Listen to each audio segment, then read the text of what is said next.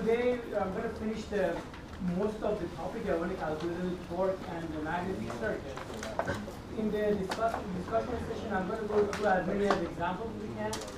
And I didn't know this weekend is a long weekend for you guys. If you want, we can switch the Sunday to the next Sunday, Sunday after. So that way, by the way, the lab is going to start from week 4. You know, we're not going to start week 3. So instead of having this Sunday, I'm going to move it to the Sunday after. And that way you guys will have a long weekend. If you're going to go somewhere, you know it's not going to be a hassle for you guys. So no class this Sunday, but the Sunday after we're going to have it. I think the last thing we went through was about the force calculation in the linear system. Any questions regarding the previous class?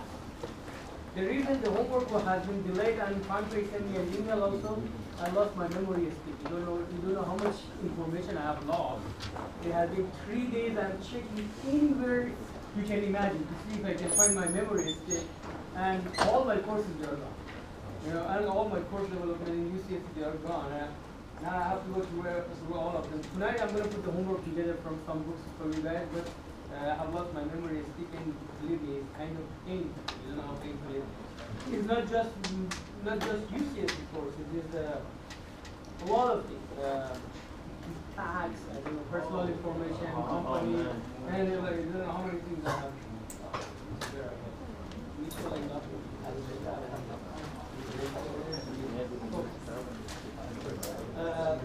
Force calculation.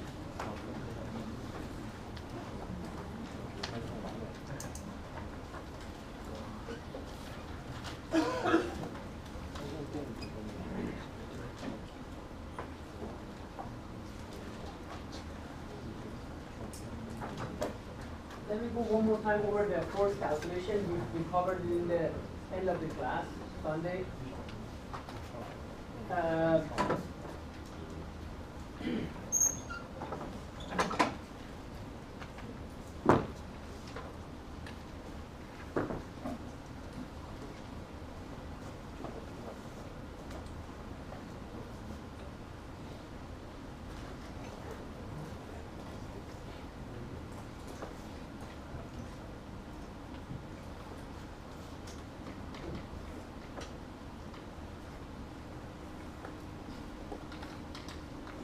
For force calculation, I'm going to go over it again quickly. We said if we have a system like this, I'm going to show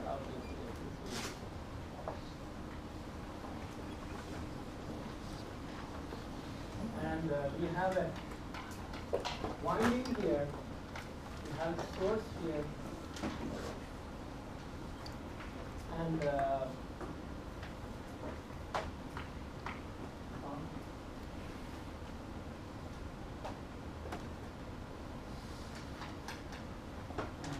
here was x equal to 0, and there is a movement as dx, right? So we said we close this switch. You have this is notes from Sunday. You don't have to repeat it. If you have Sunday. We said when we close this switch, we put the electrical energy into this system. Electrical energy will be equal to. As soon as this switch is closed, this one become a magnet. Start to absorb this part is going to move. There are 2 parts of energy. One is the mechanical work, because this part is moving. The other part is the energy is stored in the magnetic field of the inductor. And the third part is a loss. Loss could be air, for example, air friction, could be resistance loss, all those kind of things. So basically we're going to have a mechanical energy or work plus energy stored in the magnetic field plus the loss. We assume the loss is 0, right? And now going back there, we said we know Wm. If you want to calculate the force here, there is a force here. If you want to calculate the force, if the force is F and the movement is dx, dWm is going to be F dx, right? This is what we have. The other thing we said dWe is equal to P dt, and P was this voltage times this current, EI. We replace this one here, we say dWe is going to be EI dt. E was a d lambda over dt. So basically, d lambda over dt is going to be I d lambda. Right. So the next part was this. We said, okay, let's look at this lambda I. Right? If we are going from, if lambda is changing from, and if the system is linear. If the system is linear, lambda versus I is going to show the inductance value of the system, right? So if the system is linear, the inductance is not going to change. All the time inductance is going to be constant. I'm going to talk about the nonlinear system, but for now let's keep in mind linear.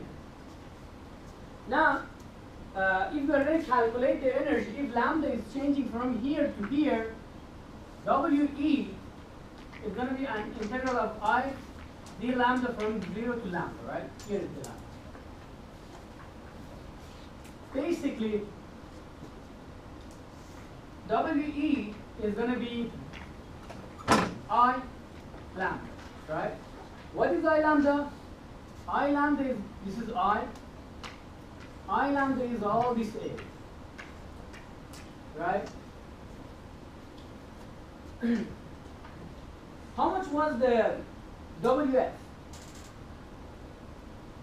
WF, if you remember, I cannot remember it well, but it was half of Li square, or it was a half of lambda square over Li, right? Which, if you go back, you can see that this area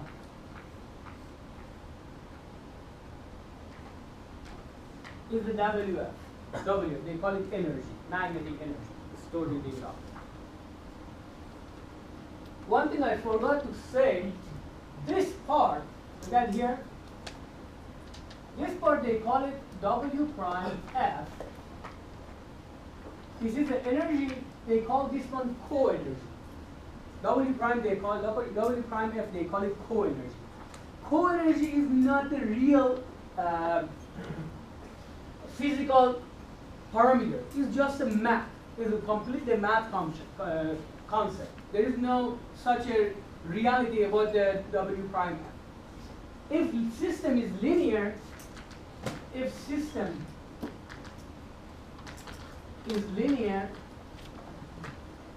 WF is equal to W prime F is equal to how much? Lambda I over 2, which is W, right? Sorry, which is W over 2. Which is W over 2, right? This is what went over in your Sunday, and you saw all this in Sunday. Now, using this equation, we can write this one in the differential form also. dWe is equal to dWm plus dWf, right?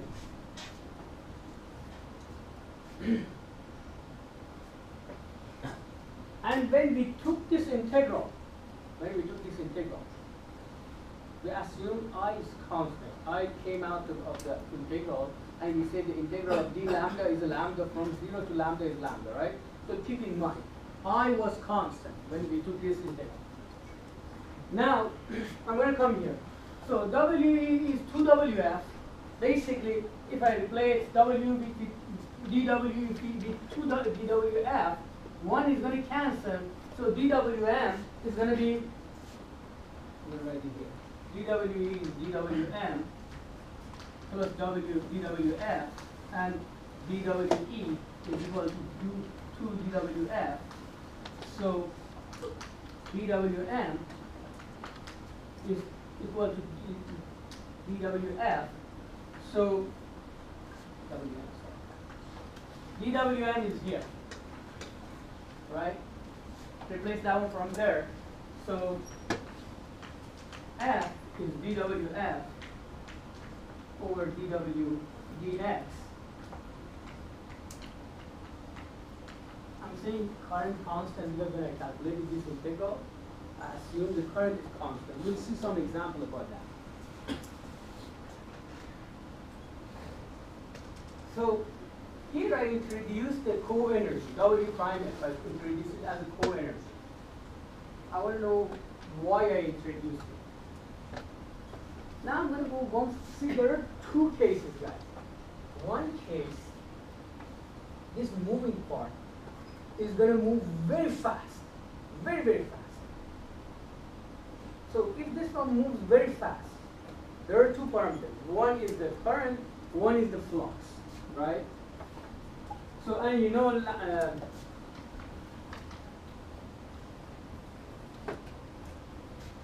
if this one moves very, very, very, very fast, think about it, very, very fast, what is going to happen?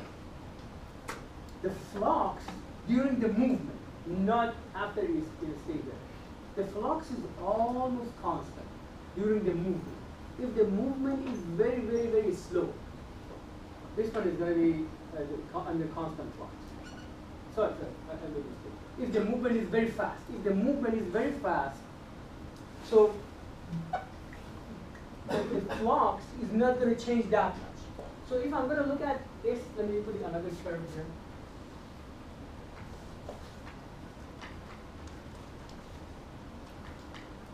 Let's say we are in this point right now. This is the operation point. I'm not sure what to call it. Let's call it A. We are working with this much lambda and this much I. We are working. We are going to go to the operation point B.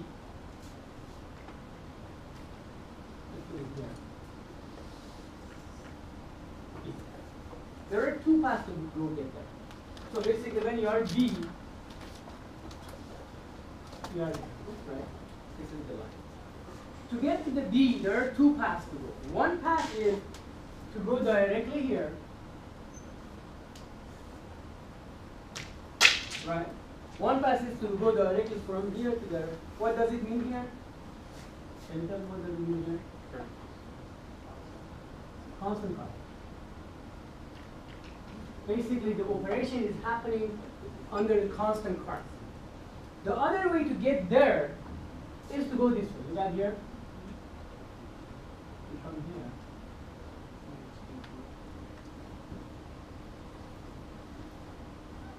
And go this way, right?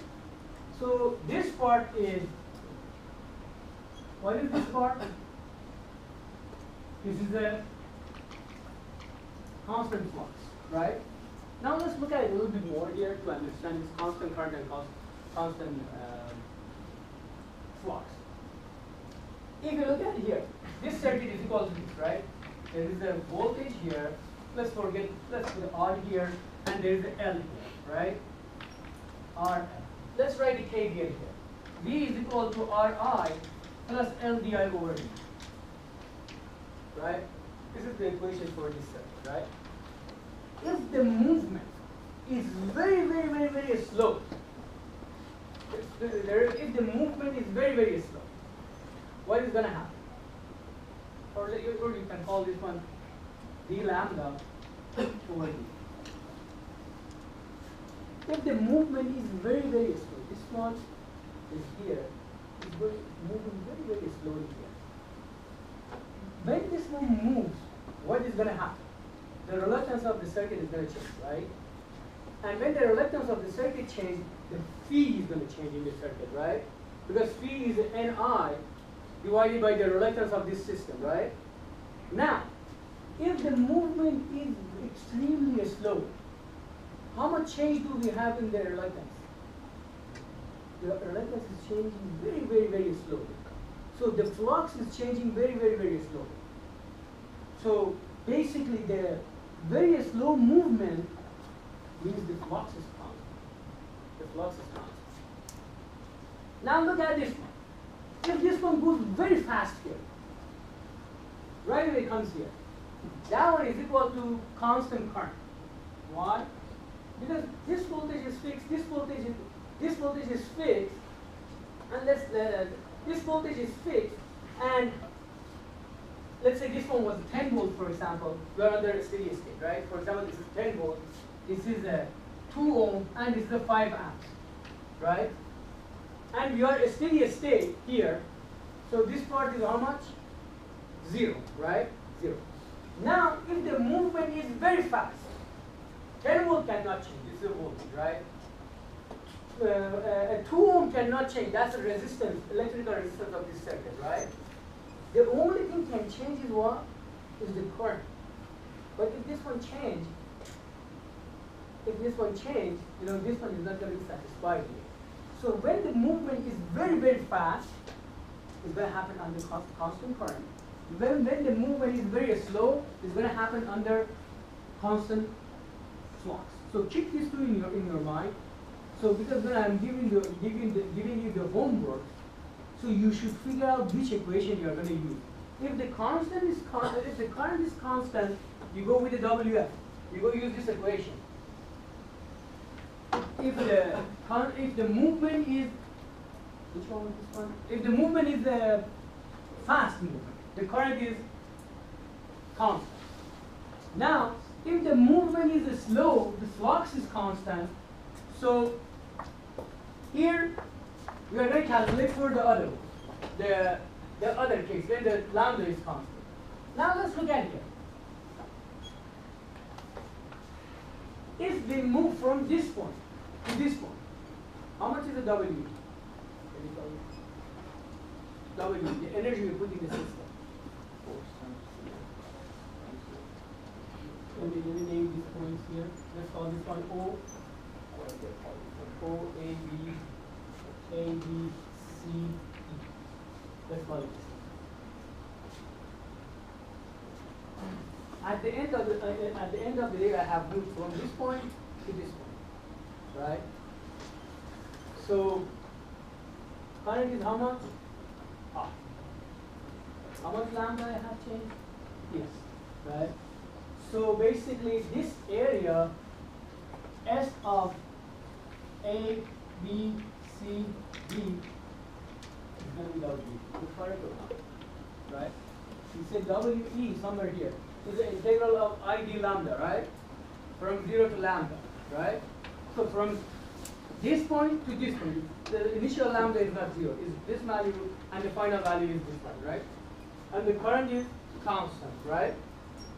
It's going to be this times this, right? This is the electrical energy. Now, I'm going to write the rest.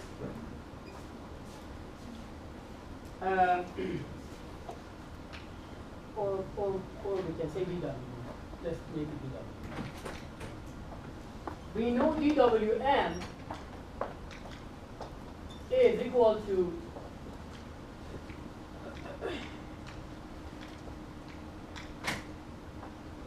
minus dWf. So how much is the dWf? We went from this point to that point. Right now I'm considering the constant current path. Right now I'm considering the constant current path. I went from this point to this point. How much is the dWf? Can you tell me? See, when I was here, at this point, how much is the WF? Is it this area? Is this area, right? Is that here? WF was this area, right? If I am in this point, I have this much of WF. Right? If I am in that point, how much WF I have? I have this much of WF, right? Right? So how much is the dWf? I went from this point to that point, right? I should subtract these two surfaces, right? So it's going to give me the dWf. I move from this point to this point. So dWf is going to be S of O. Let me make sure if I